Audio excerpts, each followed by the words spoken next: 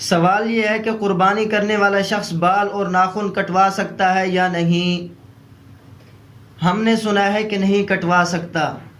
تو اس کا جواب یہ ہے کہ قربانی کرنے والوں کے لیے مستحب یہ ہے کہ وہ ذی الحجہ کا چاند نظر آنے کے بعد قربانی کرنے تک اپنے بال اور ناخن نہ کٹوائیں، بشرطے کہ ان کو کاٹے ہوئے 40 دن نہ ہوئے ہوں،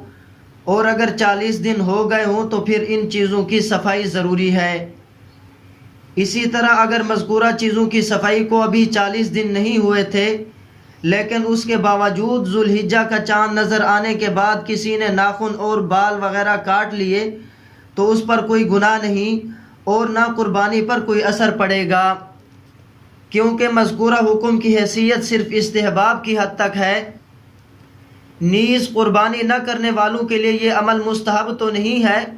لیکن اگر وہ بھی بال اور ناخن نہ کاٹنے میں قربانی کرنے والوں کے ساتھ مشابہت اختیار کرتے ہیں تو اللہ کی رحمت سے امید ہے کہ وہ بھی ثواب سے محروم نہ ہوں گے۔ اس کی حکمت کیا ہے؟ بعض علماء کرام نے اس کی حکمت یہ ذکر کی ہے کہ بال اور ناخن نہ کاٹنے کی ممانعت حجاج بیت اللہ سے مشابہت کے لیے ہے کہ ان کے لیے حج کے ایام میں بال اور ناخن وغیرہ کاٹنا منع ہوتا ہے، لہٰذا جو لوگ حج پر نہ جا سکے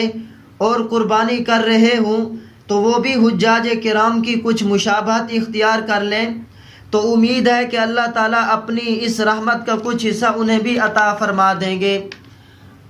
اور انہی کے ضمن میں قربانی نہ کرنے والے بھی مشابہت اختیار کر لیں